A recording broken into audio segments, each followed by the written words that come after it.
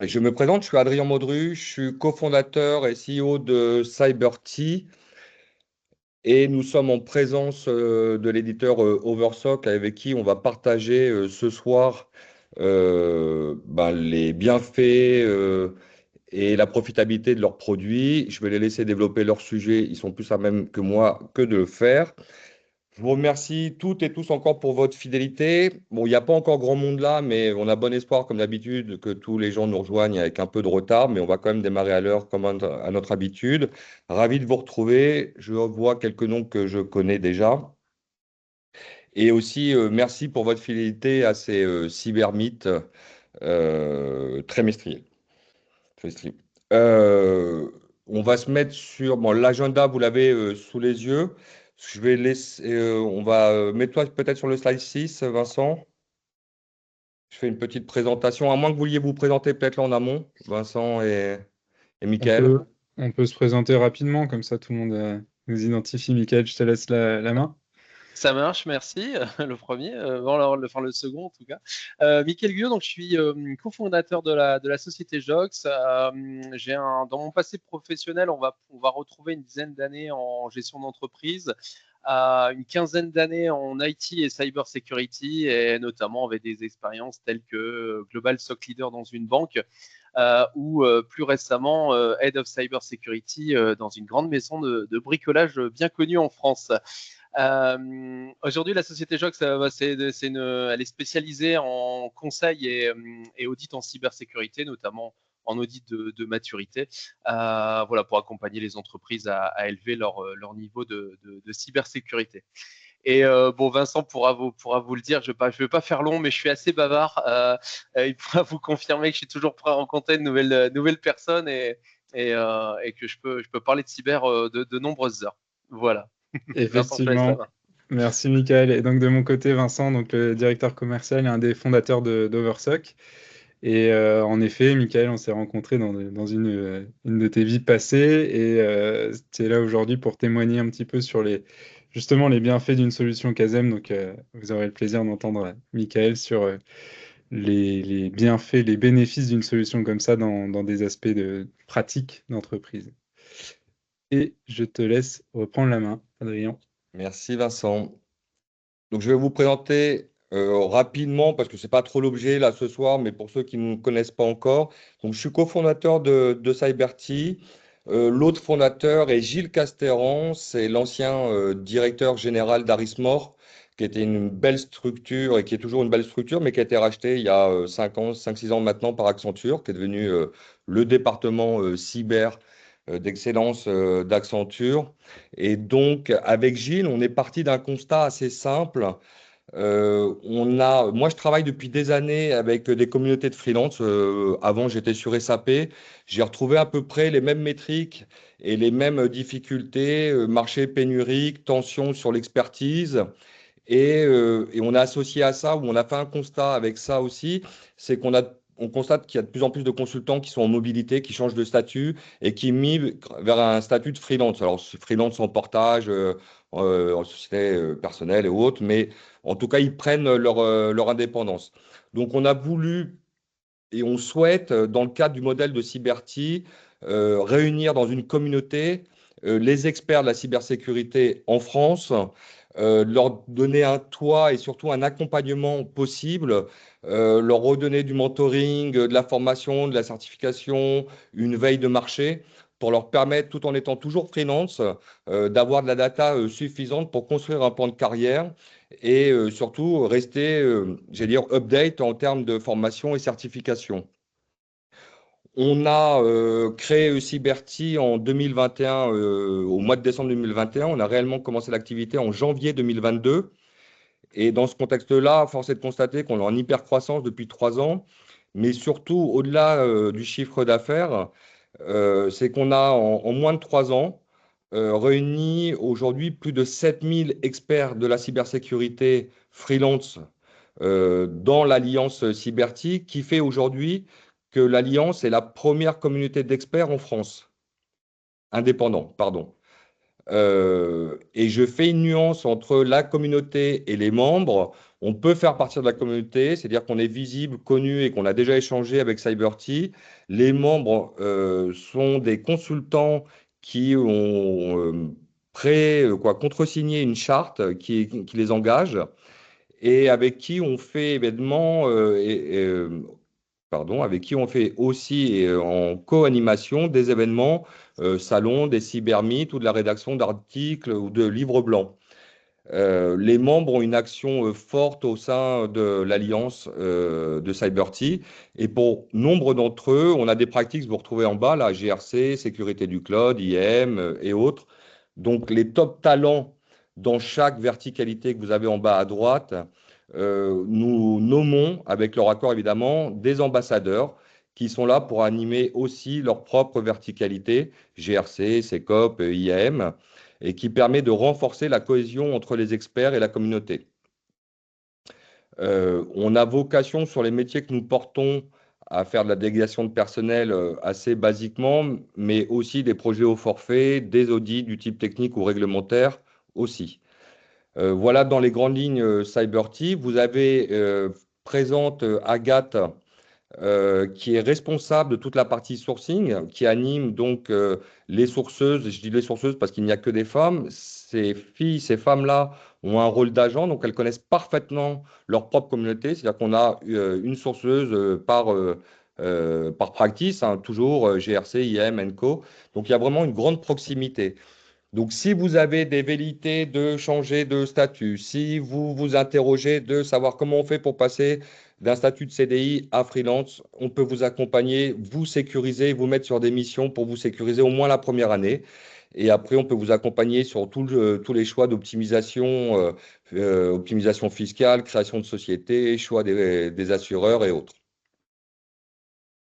Agathe vient de vous mettre, là, vous le voyez dans la conversation, le lien générique. N'hésitez pas, soit sur mon lien à moi, Agathe, tu peux mettre mon adresse, soit sur Sourcing, de nous contacter.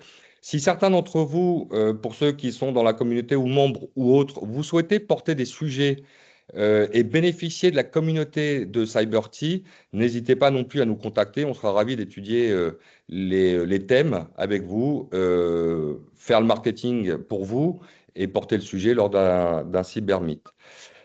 Voilà, je crois à peu près que j'ai à peu près tout dit là maintenant. L'essentiel, c'est que surtout Oversock puisse se présenter, que vous puissiez découvrir leurs produits. Alors, j'insiste aussi sur un point. On invite assez régulièrement des éditeurs cyber dans le cadre de nos cybermeets. Nous n'invitons exclusivement que des éditeurs franco-français.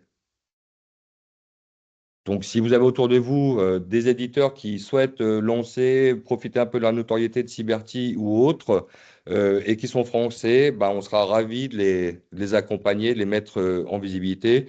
On est assez attaché à l'aspect souverain chez Cyberty et on défendra évidemment toujours les acteurs franco-français en priorité. Voilà, j'en ai terminé. Euh, J'engage pas là, j'ouvre pas les questions forcément sur Cyberty. En revanche, on peut faire un échange plus tard par mail ou au téléphone pour ceux ou celles qui le souhaitent. Vincent, je te rends la parole parce que je suis un peu comme Mickaël, sinon à 21h, je suis encore là. Donc, je me tais et Merci Adrien. je vous laisse la main avec plaisir. Bon meeting Et à toutes et à tous. merci beaucoup pour Merci. l'intro Adrien. Bonjour à tous et à toutes. Je suis ravi de pouvoir présenter ce qu'on fait chez Oversock et puis d'avoir ces discussions qu'on aura aussi avec Mickaël un petit peu plus tard. Pour reprendre sur la présentation d'Oversock, donc on est une société, vous l'aurez comprise, française. Je suis un des fondateurs de cette société-là. C'est une scale-up qui est lilloise, mais on est présent partout sur le territoire et même à l'étranger maintenant. On est une vingtaine d'employés et on a développé un logiciel qu'on appelle de Chasm. On verra ce que ça veut dire. On est membre de différentes associations et groupements français, notamment Exatrust, que vous connaissez probablement. On a aussi le label France Cyber Security. On est hébergé au sein du campus cyber des Hauts-de-France, donc à Lille, avec une présence commerciale, on va dire, aussi dans le territoire, à Paris, à Montpellier notamment. On a créé la société en 2021, donc c'est une société qui est relativement jeune, en train de s'étendre. On a des clients de différents types, majoritairement des clients type ETI ou grand compte, et on travaille aussi avec tout un tas de partenaires, dont certains sont présents sur cette slide-là. En préambule, avant de rentrer dans le vif du sujet de ce qu'est Oversock et de ce qu'on propose, je fais un peu de réclame sur ce qu'on fait en ce moment avec le Césin, qui est donc une autre grosse association de RSSI français. On a fait une première étude sur l'état du marché et des attentes des entreprises françaises sur le sujet du CASM. J'expliquerai dans un instant ce que ça veut dire CASM. On a fait une première étude en 2023. On refait cette étude-là cette année. Là, c'est en cours. On est en train de récolter les réponses de leurs adhérents. Donc le but de ce livre blanc qu'on est en train de constituer, c'est voir à quel point le marché, notamment français, et les RSSI français comprennent le sujet, quelle est la maturité vis-à-vis du sujet, et expliquer plus en détail aussi, bien sûr, pourquoi ce sujet-là il est important. Donc sur cette slide-là, vous retrouverez le QR code pour aller vous préinscrire pour recevoir le livre blanc qui sera dispo en tout début d'année prochaine. N'hésitez pas, si vous préférez, à aller sur le site directement si vous n'êtes pas fan des QR codes. Et vous verrez, il y a pas mal d'infos très chouettes, des témoignages aussi directement de RSSI qui viendront appuyer le discours et les statistiques qu'on récolte pendant cette étude. Pour rentrer dans le vif du sujet, CASM, c'est pour Cyber Security Asset Attack Surface Management. C'est un terme qui a été défini par le Gartner en 2020. Et en fait, on a créé cette boîte-là pour répondre à différentes problématiques. Aujourd'hui, principalement, on voit que les entreprises ont de plus en plus d'outils.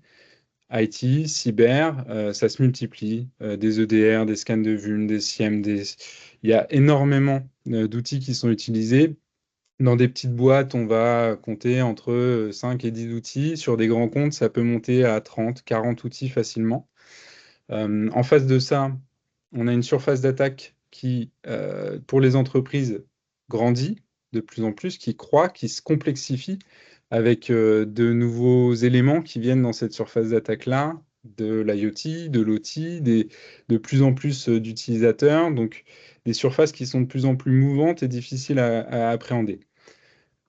Le dernier point de ce qui a amené à la création de ce qu'on fait, c'est aussi le sujet de la ressource cyber, et notamment côté opérationnel, SecOps. On voit qu'il y a des tensions sur les ressources humaines face à cette multiplicité d'outils-là. En fait, on s'est rendu compte qu'il y avait énormément de temps qui était passé par les opérationnels à manutentionner de la donnée de ces différents outils pour la consolider, pour avoir plus de visibilité, une visibilité plus précise de ce qui est dans le parc, et pouvoir suivre, mener des actions, suivre des indicateurs. C'est le sujet dont on parlera dans un instant. Donc face à ces problèmes de multiplicité d'outils, surface d'attaque qui se complexifie et ressources humaines en tension, on a développé un logiciel qui s'intéresse à ce qu'on appelle le pipeline de données cyber. Donc ce pipeline de données cyber, c'est vraiment finalement l'essence même du CASM.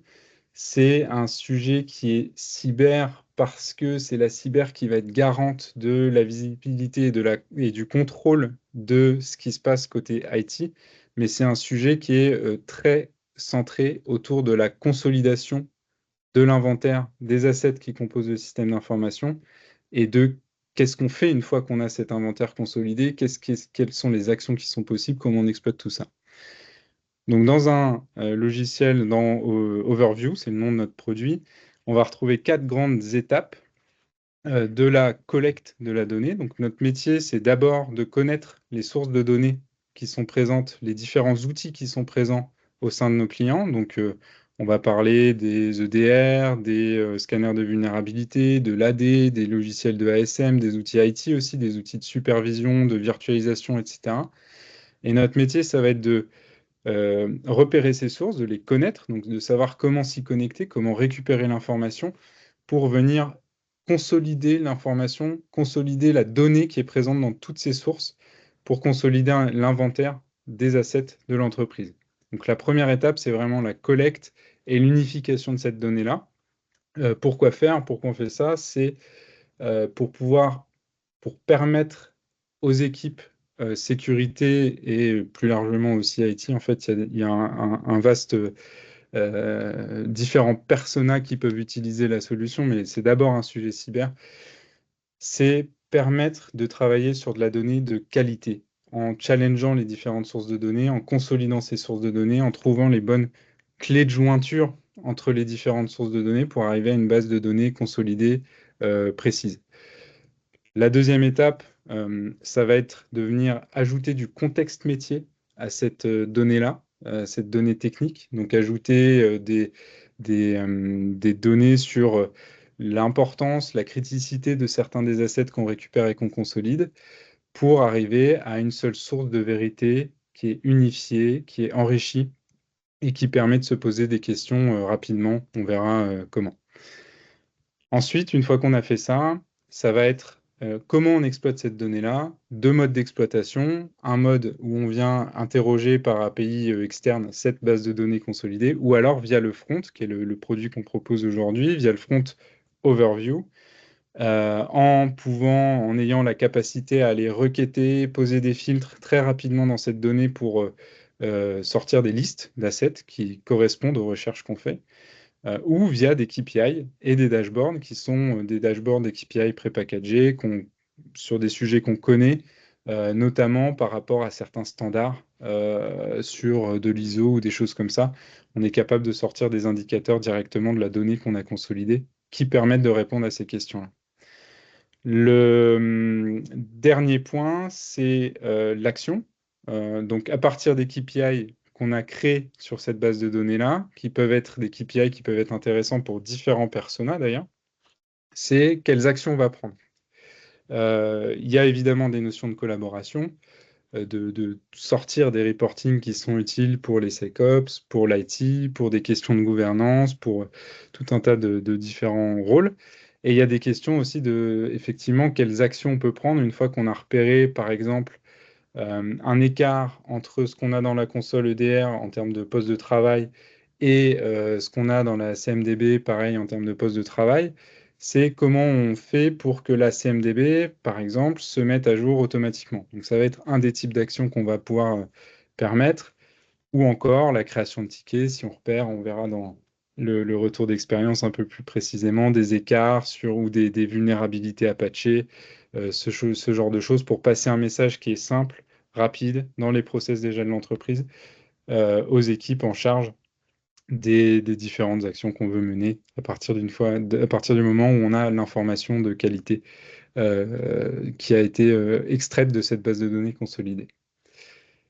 Voilà dans les grandes lignes ce qu'on fait. On rentrera un peu plus dans le détail et dans ce que le produit, ce à quoi ressemble le produit aussi pendant cette petite session de témoignages et de retour d'expérience, notamment avec Michael. Mais en attendant, c'est une première session de questions. Si vous avez des questions sur la présentation de CyberT ou d'Oversock, c'est un premier moment pour vous pour poser des questions si vous en avez. Je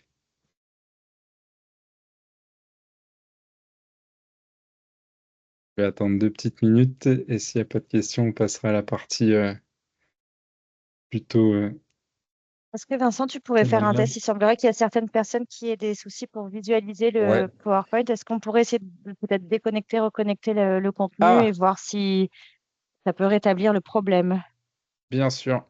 Ouais, Et je on a sais eu pas une pourquoi il n'y a pas eu le question. déroulé correct du. Je sais, Alors, moi, j'ai pas de difficulté. Enfin, je vois bien, mais apparemment, on n'est pas tous. J'ai pas eu de difficulté non plus, moi. est-ce que là, ça passe mieux? On va attendre de voir les retours. En tout cas, tu as une question, Vincent, sur la différence entre un SIEM et un SOAR. Alors, la différence entre un SIEM et un SOAR. Sur le CASM, quelle est la différence entre le CASM, un SIEM et un SOAR? C'est une bonne question. Le SIEM, pour commencer par là, il va s'intéresser d'abord et avant tout à des notions d'événements. Donc ça va être remonter de l'alerte, corréler des événements ou des alertes entre elles pour qualifier ces choses-là. Donc c'est plutôt sur une notion de réaction à chaud. Un CASM, ça va être une vision très orientée consolidation de l'inventaire. Donc c'est plutôt vision à froid de ce qui est dans le système. Et le but, ça va être de challenger, de nettoyer, de mettre à jour les sources de données, par exemple la CMDB, l'outil d'inventaire, mais aussi les outils qui protègent pour assurer du bon déploiement de ces outils-là. Donc en fait, c'est complémentaire par rapport à un SIEM, dans le sens où ça va venir challenger aussi les données qui nourrissent le SIEM et de préciser si effectivement les alertes qu'on soit dans le SIEM sont bien sur des assets qui sont encore actifs, par exemple, dans le système, ou si on passe pas à côté de certains actifs qui devraient être protégés par un EDR, qui sont par exemple dans la CMDB, un poste de travail qui est dans la CMDB, qu'on ne voit pas dans la console EDR. On va être en capacité de venir l'ajouter à sa console EDR ou XDR, enfin en tout cas la protéger par l'agent EDR ou XDR. Et donc ça permettra de venir alimenter aussi davantage le SIEM avec des informations de qualité. Donc on travaille vraiment plus sur la qualité de la donnée à froid versus un SIEM qui va être sur des événements à chaud. Par rapport à un SOAR, alors le SOAR, il permet de mettre en place des playbooks, des actions automatiques. La question est un peu la même, en fait, c'est sur la qualité de la donnée et sur est-ce que la base de travail sur laquelle travaille le SOAR est la bonne. Donc la question à se poser, c'est est-ce que je suis vraiment certain de mon inventaire et de ce sur quoi j'ai déployé tous mes outils de sécurité. Il y a certaines des actions qui, dans le SOAR qui sont vraiment dédiées sécurité. Une des différences aussi, c'est que le CASM, il va aussi s'intéresser à la collaboration entre euh, les équipes sécurité et les équipes IT, par exemple. Donc se dire, un des cas d'usage là-dessus, ça va être, j'ai de la visibilité sur mes assets, je sais aussi quelles sont les vulnérabilités qui sont sur ces assets. D'ailleurs, c'est une des sources de données qu'un SIEM ne prend pas toujours en compte aussi. Je vais pouvoir envoyer, créer un ticket pour remédier aux vulnérabilités. Donc on est vraiment plutôt sur des actions de remédiation à froid plutôt que à chaud sur ces sujets-là. Ouais, ouais, enfin, si je peux compléter, ouais, en fait, si on devait le simplifier, vu de ma fenêtre, en tout cas, sur un traitement, on va dire interne, un SIEM, on va plutôt parler d'alerte, vraiment d'alerte à chaud sur un incident ou un problème de sécurité. Le SOAR, on va parler de réaction automatisée, et le CASAM va nous permettre d'assurer que la surface qu'on monitore finalement avec nos outils est la bonne, et bien exhaustive, et ça, c'est souvent une problématique en entreprise, justement. Petite question, Vincent et Mickaël, mais pour Vincent, le délai de déploiement d'un outil, de la solution Oversock, par exemple, alors si tu vas me dire que ça dépend un peu de l'environnement du client. Mais effectivement, mais c'est rapide, dans le sens où, en fait, nous, notre métier, c'est de connaître les sources de données. Une fois qu'on les connaît, c'est majoritairement de l'API, les sources de données techniques aujourd'hui, ça va très vite. Un déploiement sur des sources qu'on connaît, c'est dans les 15 jours, on est capable de sortir des premiers résultats concrets. Donc ça va assez vite sur ces sujets-là.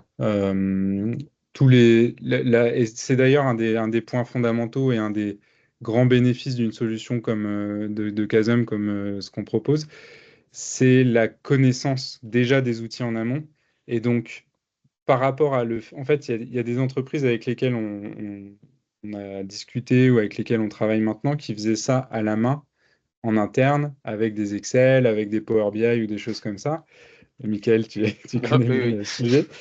Et une des vraies différences par rapport à une solution maison, on va dire, pour constituer ça, c'est la maintenabilité dans le temps. C'est le MCO. C'est comment je m'assure que, en fait, le jour où je vais changer, par exemple, de DR, je suis en capacité d'intégrer très rapidement mon nouvel EDR dans mon modèle de données, pour arriver à cette base de données consolidée, à comment dire, cet inventaire consolidé que propose un KSM. Donc ça va vite et ça permet surtout de maintenir correctement dans le temps un modèle de données et un inventaire consolidé, quels que soient les outils qu'on utilise. Et vous n'êtes jamais freiné, Vincent? Excuse-moi, je t'ai coupé, tu pouvais peut-être terminer ta phrase, Non, pardon. non, je t'en prie, vas-y. Ok. Vous n'avez pas de problématique de contrainte ou de frein si les outils chez les clients sont déployés d'incompatibilité? Non, ça n'arrive jamais. Et même, je dirais plutôt l'inverse, c'est qu'on est assez flexible dans le modèle pour aussi aller chercher de la donnée qui est moins structurée. De la donnée, par exemple, on a des clients avec lesquels on bosse sur des Excel qui remplissent à la main.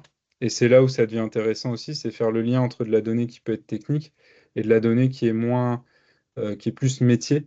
Par exemple, des référentiels d'applicatifs métiers qu'il faut lier à des serveurs par la donnée technique qu'on récupère. Bon, on va rentrer un peu dans des sujets techniques, mais c'est non, c'est jamais un frein. Il y a toujours, à partir du moment où on a accès, enfin le seul prérequis important, c'est d'avoir accès à la donnée. Une fois que ça c'est fait, le reste, le modèle de données, on connaît, c'est notre sujet justement.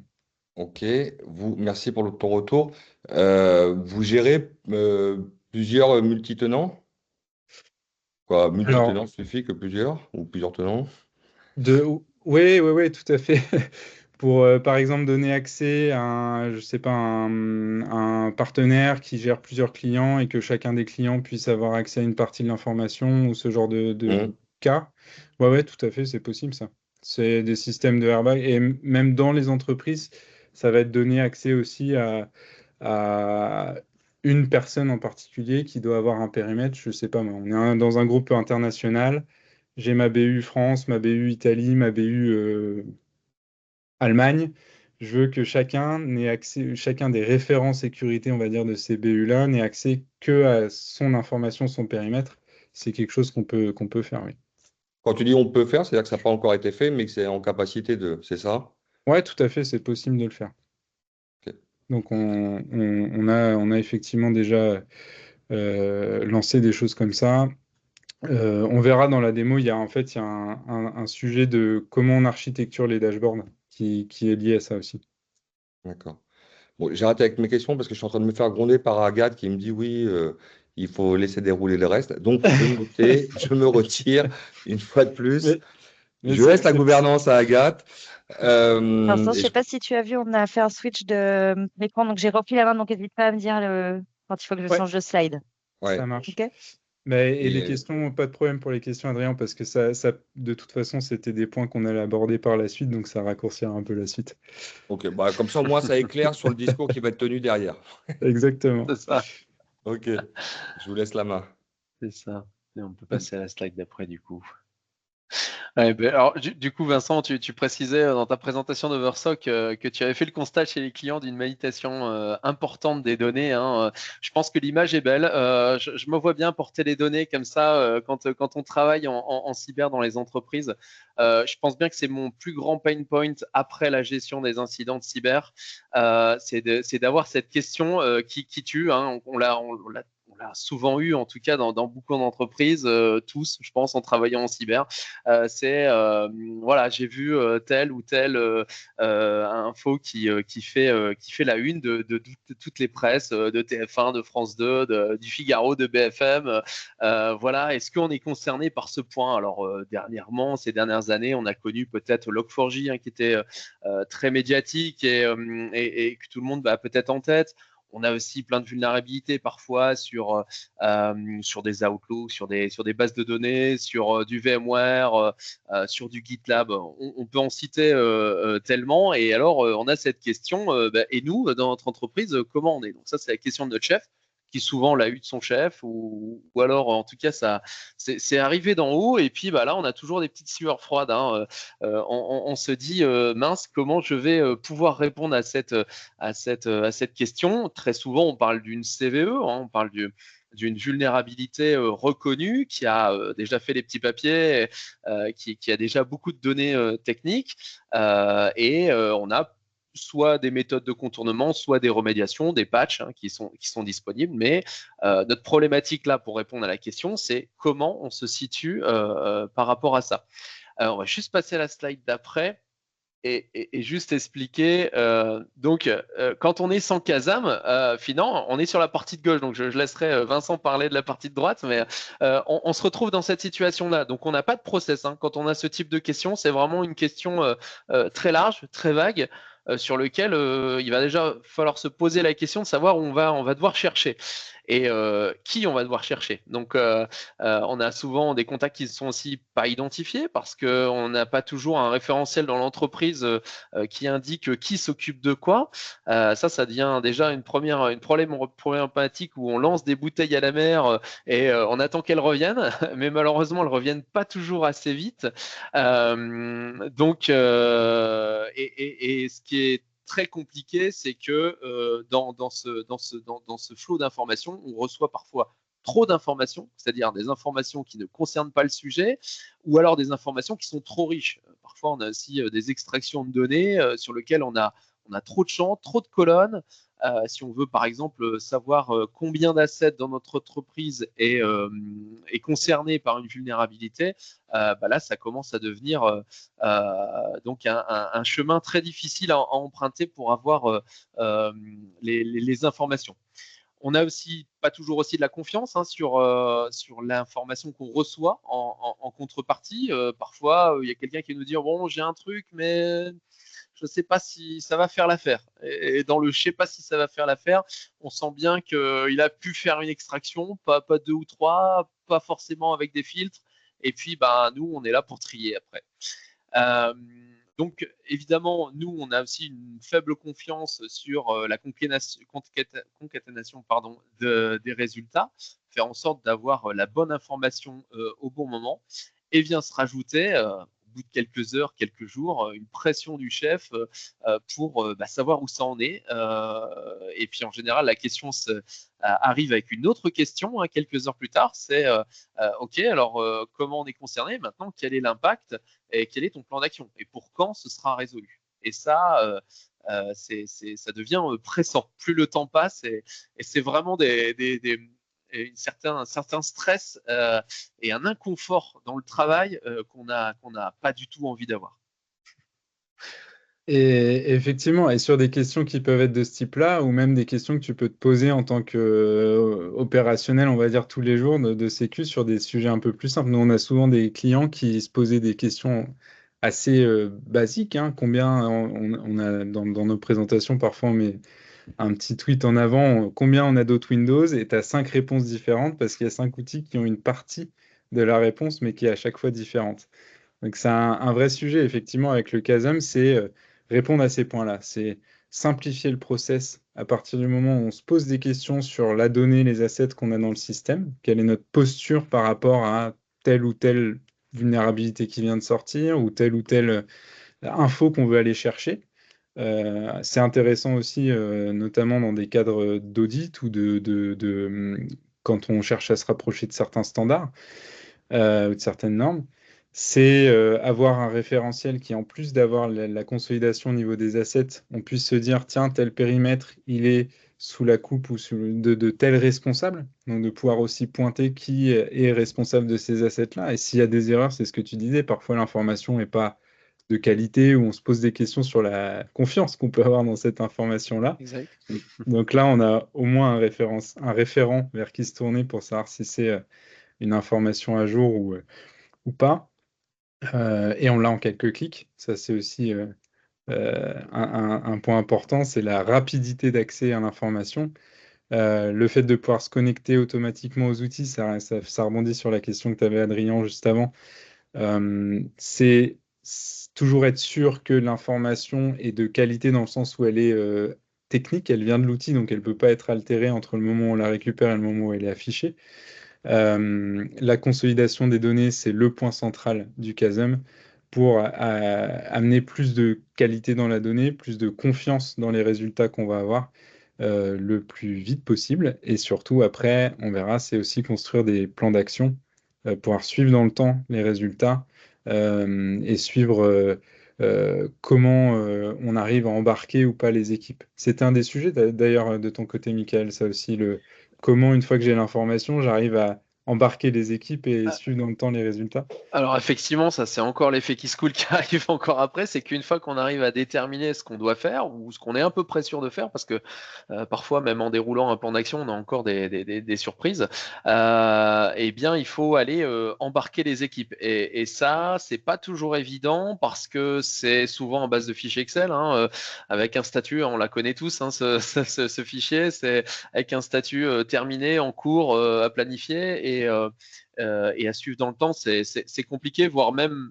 en pratique, c'est oublié en fait. Hein, c'est-à-dire qu'on n'a pas cette visibilité qui nous ressort, enfin un dashboard qui nous ressortirait un, un taux de correction ou un taux de complétude d'un plan d'action lié à justement ce type d'input qui arrive. Top. Je pense qu'on peut passer sur la slide d'après, Agathe. Et c'est exactement en fait le premier sujet du CASM, vous l'avez compris, hein, c'est l'unification sur les différentes sources de données pour éviter qu'on ait 5 réponses différentes quand on se pose une question, de la question simple à la question complexe. Hein. Ça va de combien j'ai d'autres Windows à est-ce que combien j'ai d'autres Windows qui ont un EDR, qui sont couverts par mon agent EDR et qui n'ont pas de vulnérabilité critique et qui sont gérés par telle personne ou qui sont dans tel BU. Donc ça peut aller assez loin et jusqu'à la question qui tue, effectivement. Tiens, j'ai vu ça dans la presse ce matin. Est-ce qu'on est concerné ou pas? Donc tout le sujet, il est pouvoir apporter une réponse de qualité, de confiance par l'information qui en fait existe déjà dans toutes les entreprises, que ça soit dans les outils cyber, dans les outils IT qui sont déjà déployés. Donc le métier, le fondement principal du CASM, c'est ça, c'est de venir consolider, challenger. Alors sur ce schéma-là, on voit qu'il y a comment dire, des zones qui sont mises en avant qui correspondent aux 3 sources mises ensemble, mais parfois un asset, il doit être effectivement présent que dans 2 sources. Donc c'est pour ça qu'il y a aussi des croisements entre seulement 2 sources sur certaines parties de ce schéma-là. Mais le but, ouais, c'est vraiment ça, c'est d'être assuré que on a des assets qui sont unifiés et qui viennent et qui sont présents dans les bonnes sources de données. Tu peux passer à la slide suivante, s'il te plaît, Agathe. Une fois qu'on a ça, c'est effectivement comment on priorise, comment on utilise la donnée pour mettre en action aussi par quoi on commence, comment on passe la bonne information aux bonnes personnes. Et là, c'est là où viennent les données un peu moins structurées. Donc ça fait écho, encore une fois, à la question d'Adrien de tout à l'heure. Il y a la donnée technique et il y a de la donnée moins technique, où on va s'intéresser à qui est référent sur quel périmètre, sur quelle zone du système d'information ou sur quel type d'asset. Ça, c'était aussi une des choses que tu cherchais à mettre en avant de ton côté, Michael. Ouais, ouais, tout à fait. Je pense qu'on parle dans une slide après, mais on va surtout parler de KPI finalement aussi, hein, mettre en place un cap. Ça, c'est vraiment important d'embarquer les équipes dans quelque chose qui soit compréhensible, qui ait du sens. Ça, c'est quelque chose qui m'a souvent animé pour quand parfois on est en relation avec beaucoup d'équipes, beaucoup de personnes. C'est important. La cybersécurité, en général, ça amuse pas les développeurs, par exemple. Mais quand on leur donne du sens, ils se prennent au jeu. Et ça, c'est vraiment intéressant. C'est vraiment intéressant pour eux et pour nous. Et puis, quelque part aussi, ils se forment hein, à tout ça. Comme ça, lorsqu'ils peuvent rajouter une corde à leur arc, bah oui, j'ai fait un peu de cyber, ou j'ai mis en place des mesures, ou aujourd'hui, quand je code, je mets des mesures de cybersécurité dans mon code. Ça, c'est hyper valorisant, en fait. Vraiment. Et on peut passer sur la slide d'après, Agathe. Et donc finalement, c'est ça que permet un logiciel de CASM aussi, c'est de pouvoir enrichir avec les notions de BU, de responsable, toujours dans cette idée de je requête rapidement, je filtre rapidement l'information. Donc j'ai pas que, on verra après les indicateurs effectivement au niveau, là on est plutôt sur le niveau micro, avoir les listes précises sur lesquelles il faut mener des actions et pouvoir les exporter et partager cette information-là digeste, compréhensible et précise aux équipes qui sont responsables de ça. Tu peux passer, et je pense que la slide suivante, c'était une vidéo, donc je pense pas que ça va passer sur le PDF, mais c'est pas grave. En gros, ça, c'est ce à quoi ressemble le logiciel. Ce qu'on ne voit pas ici, c'est une des colonnes qui s'appelle tag et dans laquelle on peut soit l'information existe déjà dans les sources de données, donc c'est quelque chose qu'on voit chez certains clients. Ils ont de façon semi-automatique déjà tagué des BU ou des responsables métiers sur certains assets dans leur scan de vue, dans leur EDR, etc. Parfois, on a des clients aussi sur lesquels on se rend compte que les tags sont pas tout à fait les mêmes dans les différentes solutions. Donc, il y a un monde où la donnée existe sur la contextualisation, on va dire, déjà dans les solutions techniques, auquel cas on va la cleaner s'il y a besoin. Et si elle n'existe pas, on va la créer au moment de déployer la solution avec les clients en l'occurrence. Et on peut passer sur la slide suivante. Et ensuite vient la question de comment on suit en fait les actions, comment on suit les indicateurs qui vont nous intéresser pour répondre aux questions de quel est ton plan d'action, est-ce qu'on s'améliore, est-ce qu'on va dans le bon sens, voire bientôt pour des questions d'assureurs, comment vous me prouvez que vous avez les infos à jour sur vos réponses, sur les réponses sur lesquelles on peut avoir des réponses en tout cas techniques par rapport à NIS2, par rapport à n'importe quelle autre norme ou référentiel. Et si on passe sur la slide C'est suivante, effectivement, si je peux rajouter sur les assurances, c'est aussi effectivement des cas qu'on rencontre souvent où les assurances vont surtout s'intéresser à la démarche plus qu'au nombre de vulnérabilités, parce que finalement des vulnérabilités on en aura toujours, il y en a toujours qui en ont, enfin de nouvelles qui arriveront, mais c'est important de savoir comment l'entreprise prend en charge justement cet aspect de cybersécurité et comment elle se met en action et en mouvement pour avancer et réduire les risques liés notamment à son business. exactement. Et ça, c'est la suite va dans le sens de ce que tu dis, et c'est une de tes citations, celle-ci. On ne peut pas améliorer ce qu'on ne connaît pas. Tout à fait. Et effectivement, ce processus de connaître la donnée, être sûr de sa qualité, construire les bons KPI pour les bonnes personnes, pour les bonnes fonctions, et utiliser ces résultats-là pour mettre en action, c'est cette démarche-là. En fait, un logiciel de Kazem permet de prouver qu'elle est bien en marche, qu'elle est effectivement structurée et permet de prouver à des assureurs que c'est en maîtrise, en fait, que la donnée, vous la maîtrisez, que ce qu'il y a dans le système d'information et que les indicateurs que vous allez créer à partir de cette information-là, ils sont de confiance et ils sont sous contrôle. Après, la question qui vient, c'est effectivement comment on motive les équipes à avancer dans l'organisation. Tout à fait. C'est une grande question. Et je pense que 100% des entreprises l'ont. Alors, en général, on définit une stratégie. C'est la base en cybersécurité. Et à cette stratégie, on va lui rattacher justement des KPI qui ont du sens pour cette stratégie. Et c'est important d'avoir des KPI qui parlent à toutes les populations en entreprise. Là, notamment, on voit sur le slide Infra, SecOps, Gouv. Tout le monde n'a pas le même intérêt. Le KPI va être un peu le cap, l'étoile de chaque équipe à suivre pour réduire les risques de cyber en entreprise. Et c'est important que ces KPI soient définis, communiqués, expliqués, qui parlent à chacun pour redonner du sens. J'expliquais tout à l'heure qu'il fallait donner du sens et ça, c'est hyper important. Et si je peux citer un exemple, par exemple, sur cette partie-là, qui pourra peut-être parler à tout le monde, c'est que on peut imaginer des KPI pour des équipes de développement, des équipes produits, qui auraient aussi bien l'infra que le code à gérer. Eh bien, ces équipes-là, ce qu'elles vont avoir envie de savoir, c'est quelles sont les actions qu'elles doivent mener en termes de remédiation. Donc, on peut parler par exemple de vulnérabilité. C'est important d'avoir un KPI sur le nombre de vulnérabilités par priorité qu'elles ont à corriger. Donc en P1, P2, P3, on sait que les P1 c'est urgent, on sait que les P2, bon bah voilà, on les fait, et P3, bon, on doit les faire, mais dans les faits, on les fait jamais. Et ça va être au niveau des équipes vraiment purement produits.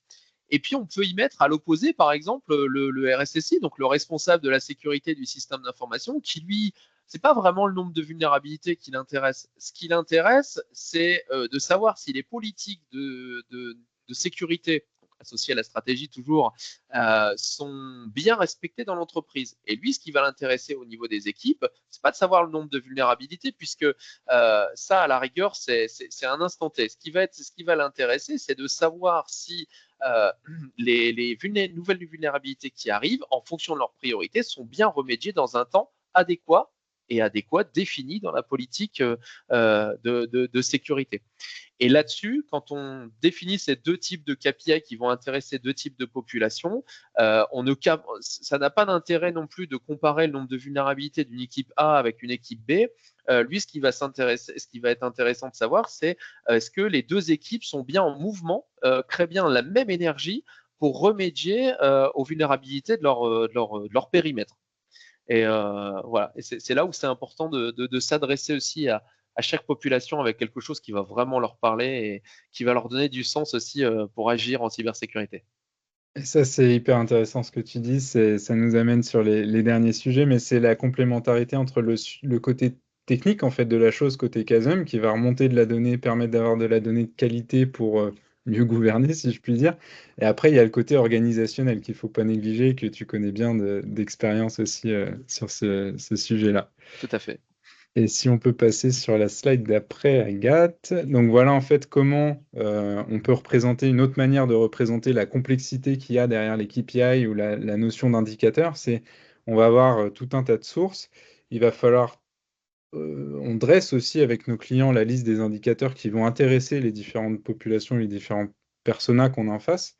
Le RSSI, le SecOps, les équipes GOU, etc. Et après, ce schéma-là, il illustre très bien la complexité qu'il y a à aller chercher la bonne donnée pour créer les bons KPI.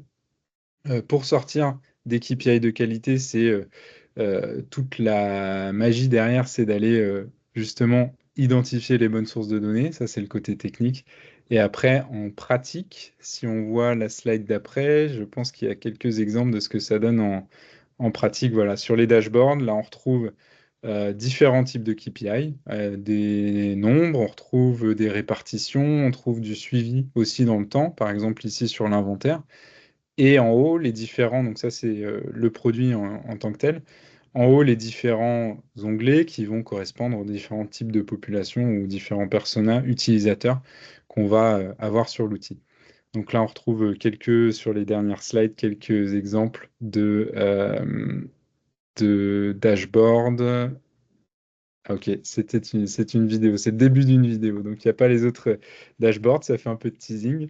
Mais voilà, dans chacun des dashboards, il va y avoir à chaque fois des KPI qui sont euh, propres aux différents utilisateurs qu'on va avoir côté SecOps, gouvernance, infra par exemple.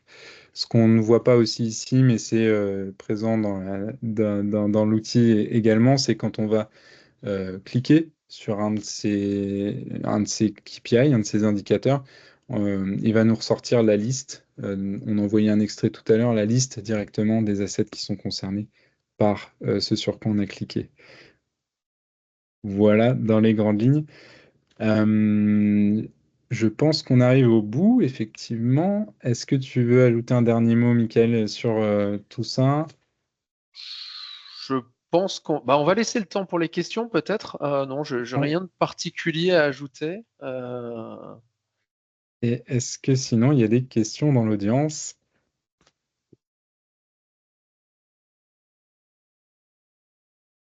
On a essayé de faire, de tenir le timing.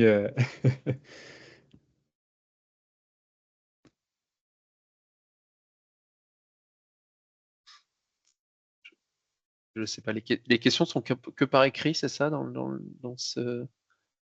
Oui, je pense que les micros D'accord, sont coupés, donc d'accord, ouais. ok.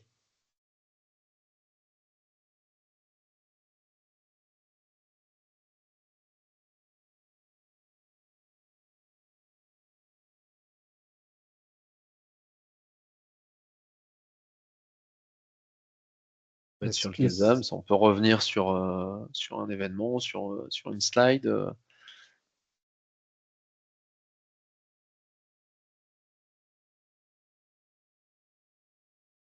est-ce qu'il y a des gens qui sont sur l'événement LinkedIn peut-être aussi?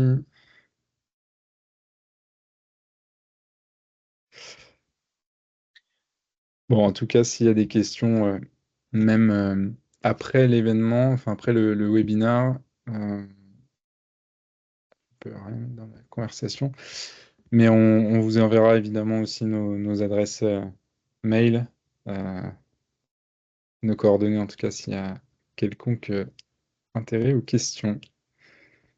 On va pas venir le replay aussi, comme ça vous aurez nos coordonnées. Ah, j'ai une question de Mehdi. Mehdi qui demande pour les CVE médiatisés, est-ce que vous anticipez la question et les clients qui peuvent être touchés? Alors, c'est une très bonne question. Dans le principe de base du CASM, il y a la question de la mutualisation de la connaissance. La première mutualisation qu'on fait, c'est au niveau des connecteurs. Donc, connaître les sources de données pour pouvoir être le plus efficace possible sur les connexions aux sources de données des clients, les indicateurs qu'on va pouvoir remonter, la donnée qu'on va pouvoir récupérer de toutes ces sources de données-là. On a sur les questions de CVE, on va être en capacité de dire effectivement si il y a des recherches ou des requêtes qui sont faites chez un client pour une CVE en particulier qui vient de sortir, d'être force de conseil sur les autres clients en disant bah, attention, il y a cette CVE qui vient de sortir, une des recherches qui est intéressante à faire pour voir si vous êtes concerné ou pas, c'est celle-ci, à travers les filtres qu'on propose dans l'outil, et donc d'être le plus proactif possible et le plus rapidement possible sur est-ce que je suis concerné par cette CVE qui sort. Exemple, qu'est-ce qu'on avait Bluekeep, par exemple, il y avait certains critères. Il fallait que les ports, j'ai plus le détail, mais que les ports RDP, je crois, soient ouverts et que ça concerne seulement certains OS.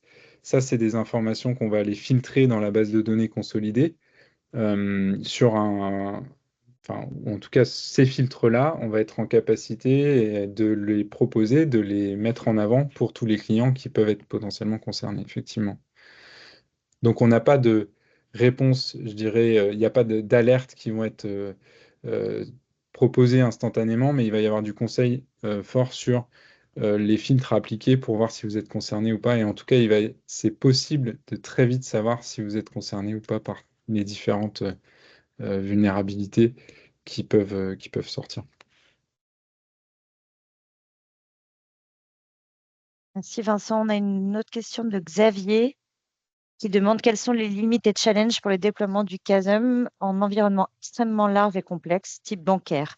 Quelle approche de déploiement? Merci. Très bonne question, merci. Alors, les limites qu'il peut y avoir. C'est la première qui me vient en tête, en fait, il y a les sources de données qu'on connaît, qui sont les sources de données communes, tout ce qui est EDR, scan de vuln, etc. Tout ça, on connaît très bien. Donc, il n'y a pas de complexité à aller chercher cette information-là. Il peut y avoir un petit peu de complexité ou de travail comment je peux dire ça, de personnalisation ou de développement s'il y a des sources exotiques. Par exemple, un Excel un peu particulier qui remonte des informations qui sont structurées d'une certaine façon, mais qui ressemblent à pas un outil traditionnel, on va dire. Il peut y avoir du travail de développement pour aller chercher cette information-là. Après, le sujet, ça va être un sujet d'architecture. Il faudra se poser, il n'y a rien d'impossible, mais il peut y avoir un petit peu de projet d'intégration quand même s'il y a des solutions qui sont avec des périmètres très, comment dire, fermés ou des autorisations qu'il faut aller récupérer. C'est une question qui serait intéressante à se poser. Ça dépend vraiment des contextes. Dans la base du CASM, il n'y a pas de complexité tant que les sources sont généralistes, entre guillemets, tant que c'est des outils commerciaux connus. Ce qui peut poser des sujets de récupération et surtout de centralisation de l'information, si c'est les infos, pardon, c'est si les données sont par nature déjà segmentées en dessous. Là, il peut y avoir des questions de comment on les fait remonter pour centraliser l'information. Je ne suis pas assez technique et ça dépend des contextes de l'entreprise pour répondre plus précisément à la question, mais je serais ravi d'en discuter. Tu avais peut-être eu ça, toi, dans ton expérience, Michael, certains sujets là-dessus? Ouais, je repense aussi au détourage de la question. C'était peut-être le on-premise aussi. Tu peux peut-être préciser si c'était. Voilà. Parce que moi j'ai entendu ça et puis en plus on parle de contexte bancaire et moi j'ai pensé tout de suite à ça.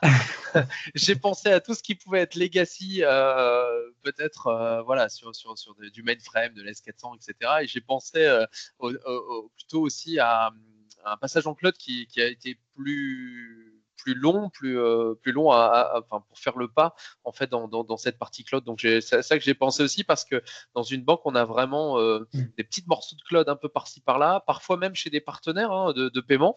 J'ai vu un post, alors c'était peut-être ça, mais j'ai vu on avait parfois des partenaires de paiement, donc c'était vraiment très disparate. On n'avait pas un autre propre cloud comme j'ai pu connaître dans d'autres entreprises. Ok. Là-dessus, il y a plusieurs façons de déployer qui sont possibles. La plus traditionnelle, évidemment, c'est le SaaS, voilà, ça c'est classique. On est capable de faire du Secnum Cloud aussi, si besoin, donc d'aller vers des environnements qui sont un peu plus sécurisés.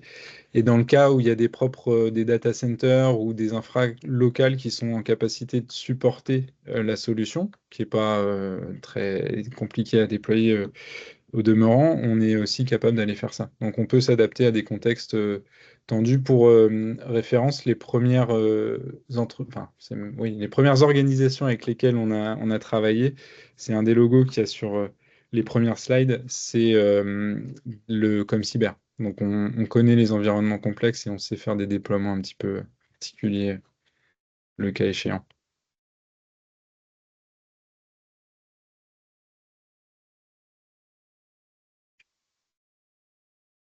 Parfait, merci. Je ne sais pas s'il y a d'autres questions, peut-être.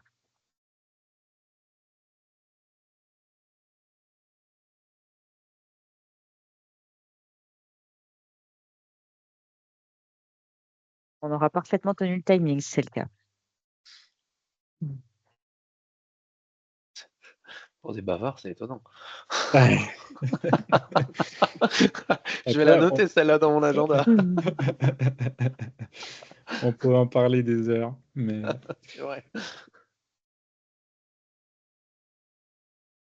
S'il n'y a pas d'autres questions, moi je vous propose dans tous les cas, on va vous transmettre la vidéo de replay du Cyber Meet plus le support de présentation. Vous aurez aussi les coordonnées de Vincent, peut-être de Michael et les nôtres dans la diffusion des supports. Je prends la parole une dernière minute peut-être pour clôturer le Cyber Meet, si jamais Vincent et Michael, si c'est tout bon pour vous. eh ben, c'est tout Bon bon. pour moi. Ouais. Merci à Bah, tous et à toutes. Merci à tous. merci beaucoup surtout d'avoir accepté d'intervenir, de présenter Oversock, d'interagir et de témoigner, Michael. Merci beaucoup. Donc, n'hésitez pas à adhérer à CyberTech. Je vous ai mis le lien au tout début de la conversation. Je vous fais parvenir aussi, je pense, d'ici la fin de l'année, on lance une grande étude sur l'état du marché de la cybersécurité en 2024 et sur les perspectives pour 2025. Donc voilà, n'hésitez pas à participer, ça nous permettra d'avoir un état, une vision beaucoup plus complète et précise que celle qu'on a aujourd'hui. On vous fera bien évidemment parvenir tous les résultats du sondage une fois qu'on aura traité les données reçues. S'il n'y a pas d'autres questions sur CyberTech, je vous souhaite à tous une bonne fin de journée et une belle soirée et au plaisir de vous retrouver sur un prochain CyberMix. Merci beaucoup.